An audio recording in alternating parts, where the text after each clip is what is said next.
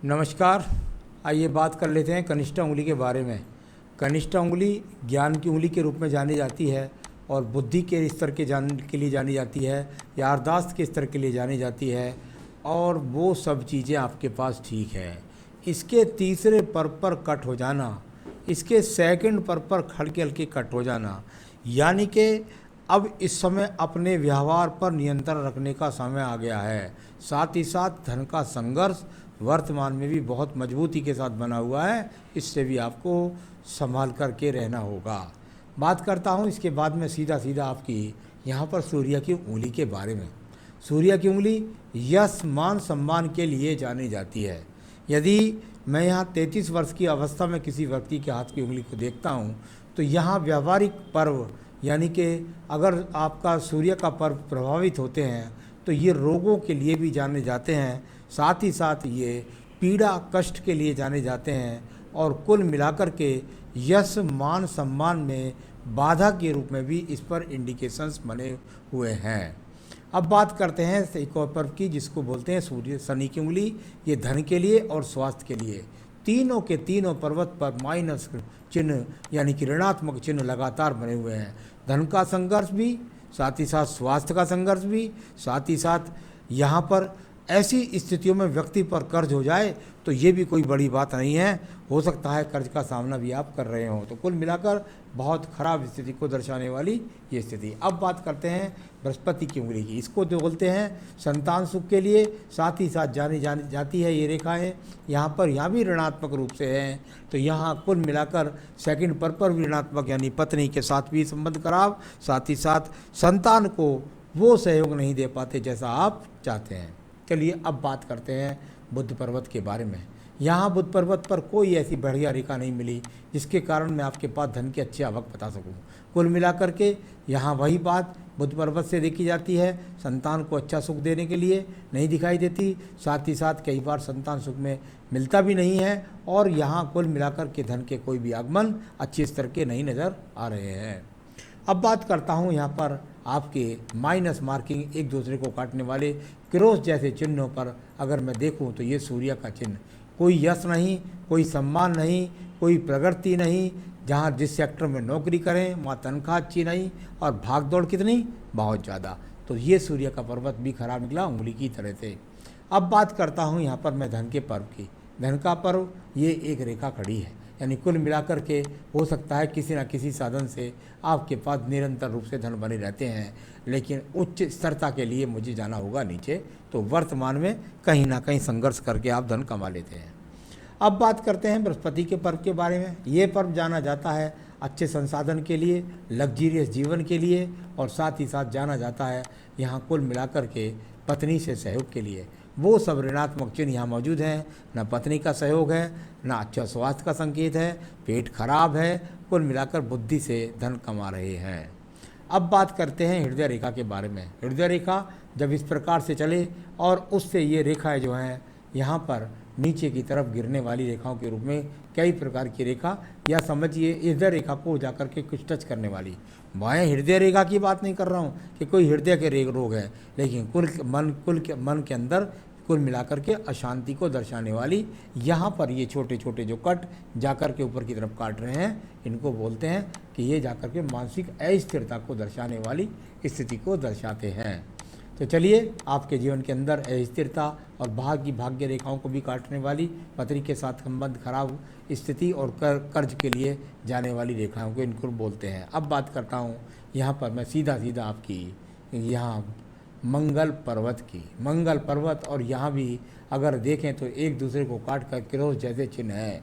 बहुत मेहनत करने के बाद भी ये वो रेखाएं हैं जो व्यक्ति को मेहनत का फल नहीं देती हैं।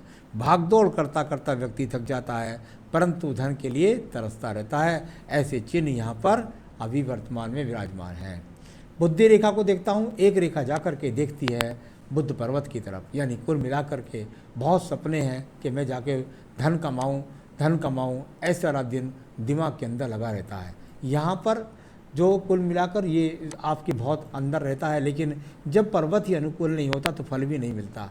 सपने देखना अच्छी बात है, कर्म करना भी अच्छी बात है, ये सब चीज़ दिखाई देती हैं। मंगल द्वितीय पर्व, कुल मिलाकर के झगड़े नहीं, झंझट नहीं और हिम्मत करने की, लड़ने की शक्ति की ये रेखा यहाँ पर मौजूद है। यानी मेहनत कर रहे हैं, संघर्ष कर रहे हैं, परंतु फल की बात करें तो वो अभी आगे भाग्य रेखा से पता लगेगा। तो यहाँ कोई झगड़ा झंझट मुकदमा नहीं है, ये अच्छी बात है। आइए नीचे मानसिक रोग के लिए चंद्र पर्वत का संबंध देख लेते हैं। चंद्र पर्वत भी यहाँ पर संघर्ष करने वाली रेखाओं के रूप में है, यानी छोटी मोटी भाग दौड़ कर रहे हैं नित्य रूप से रोजाना, परंतु मानसिक डिप्रेशन या इस तरह का रोग यहाँ पर कोई भी नज़र नहीं आ रहा। अब बात करते हैं हम यहाँ पर आपकी भाग्य रेखा के बारे में। ये भाग्य रेखा और बीच में जाकर गायब हो गई, लगभग जाकर 27 वर्ष से लेकर के, और इसको यदि मैं आगे भी देखूँ तो काफ़ी दूर तक इसको राहु रेखाएँ भी काट रही हैं और ये संघर्ष को बना रही हैं बहुत ज़्यादा। तो ये स्थिति बहुत अच्छी नहीं कहलाती जीवन के अंदर। तो यहाँ भाग्य रेखा बहुत सारी रेखाओं से पीड़ित है। आइए बात करते हैं इसके बाद में सीधा यहाँ पर ये एक मणिबंध से रेखा निकल करके जो भाग्य रेखा को जुड़ रही है, यानी कुछ मिलाकर पैतृक रूप से थोड़ा सा सपोर्ट है। लेकिन जब ये दो मुखी रेखा होकर भाग्य रेखा निकले तो व्यक्ति जिम्मेदारियों के बोझ में फंस जाता है। माता पिता के संबंध को जिम्मेदारियों का बोझ, संतान का बोझ, इस प्रकार की रेखाएं यहाँ पर ये आपकी भोग चुकी हैं। अब आगे की स्थिति भी बहुत अच्छी नहीं है। अब मंगल रेखा के बारे में बात कर लेता हूँ। मंगल रेखा केवल आपके जीवन में रोल पैदा कर रही है 40 वर्ष तक, यानी चाहे जीवन के 40 वर्ष तक आप अपने आप में अपने संघर्ष को अच्छी तरीके से मजबूती से लड़ पाएंगे। ये मंगल रेखा लड़ाई, उसके बाद का संघर्ष आपको स्वयं ही लड़ना होगा। यहाँ बात करता हूँ शुक्र पर्व के बारे में। बहुत ज़्यादा शुक्र पर्वत खराब है। कई क्रॉस के चिन्ह यहाँ वहाँ कई जगह विराजमान है, कई जगह सूखा जैसा चिन्ह भी है, यानी कि कुल मिलाकर संसाधन बहुत ही खराब स्थिति के नज़र आते हैं। साथ ही साथ पत्नी से भी संबंध खराब हो जाते हैं जब शुक्र पर्वत खराब हो जाता है। तो चलिए यहाँ की शुक्र पर्वत को देख लेता हूँ। यहाँ भी संतान सुख और साथ ही साथ कुल मिलाकर के पत्नी से झगड़ा झंझट, ऐसी स्थितियाँ बिल्कुल दिखाई देती हैं। इसके बाद बात करते हैं आपकी आयु रेखा की। आयु रेखा जाकर के मर्ज हो गई भाग्य रेखा के अंदर, यानी कि भाग्य के अंदर जाकर मर्ज हो जाए और इस प्रकार से पहुँचे नीचे की तरफ, तो यहाँ लगभग 74-75 वर्ष की आयु भी आपकी दिखाई पड़ती है। तो व्यापार करने के लिए भी रेखाएं कुछ दिखलाई पड़ रही हैं, तो उनका मैं अब सवाल के द्वारा जवाब आपको देने वाला हूँ। ध्यान से सुनिएगा। जीवन कैसा रहेगा? सर 10 साल तक भूल जाइए जीवन कैसा रहेगा। ये कोई डराने की बात नहीं है। धन आता रहेगा, गुजारा होता रहेगा, लेकिन मैं उस बात को कर रहा हूँ कि मतलब इस 10 साल में आपको बहुत संघर्ष करना पड़ेगा। यानी कुल मिलाकर के जीवन 10 साल तक, अगर मैं देखूँ, मुझे इतना आगे तक बोलने का अधिकार नहीं है, लेकिन फिर भी मैं जो देखता हूँ, जो आखिरी रेखा है राहु रेखा काट रही है, वो जीवन के लगभग मैं समझता हूँ 42-43 वर्ष तक तो जा ही रही है। उसके बाद स्थिति अनुकूल दिखलाई देती है। तो कुल मिलाकर 10 साल बहुत संघर्ष। कर्म किस क्षेत्र में सफलता प्राप्त करेंगे? चुपचाप बैठे हुए एक जगह शांति के साथ नौकरी करते रहिए, वरना कहीं व्यापार के चक्कर में पड़ गए तो कर्जों का इतना भार हो जाएगा कि कर्ज चुकाते चुकाते आपको पसीना आ जाएगा। तो अभी किसी कर्म क्षेत्र में नहीं, सिर्फ और सिर्फ नौकरी की तरफ ध्यान लगाइए। वैवाहिक जीवन कैसा? ईश्वर ने आपको भोगकाल बहुत खराब दिया है। आगे वाले जीवन में आपको पत्नी से भी बहुत संघर्ष करना पड़ेगा। यहाँ भी एक एक्स का चिन्ह मौजूद है, इधर की तरफ ऊपर भी, तो ये पत्नी के साथ संघर्ष बहुत दिखलाएगा। तो पत्नी के साथ भी संबंध साधने होंगे आपको। स्वास्थ्य कैसा रहेगा? स्वास्थ्य भी अच्छा नहीं है। तो कुल मिलाकर यहाँ बहुत सारी चीज़ों का एक तरीके से हम लोग तो इसको दीप ही बोल देते हैं जब इस तरह भाग्य रेखा में बन जाता है। तो ये अपने आप में यहाँ स्वास्थ्य को बहुत ज़्यादा प्रभावित करने के रूप में यहाँ बना हुआ ये दीप का चिन्ह है। तो स्वास्थ्य भी अच्छा नहीं रहने वाला है, ये भी इंडिकेशंस यहाँ पर मौजूद है। धन दौलत जमीन गाड़ी घोड़ा कब कितना प्राप्त होगा? सर मेरे अधिकार नहीं है। मैं 7 साल तक देख रहा हूँ, कहीं कोई मकान बनने के योग, घोड़ा गाड़ी के योग नहीं। कर्ज से तो कुछ भी ले सकते हैं। तो कुल मिलाकर के यहाँ अभी उनका कोई योग नहीं।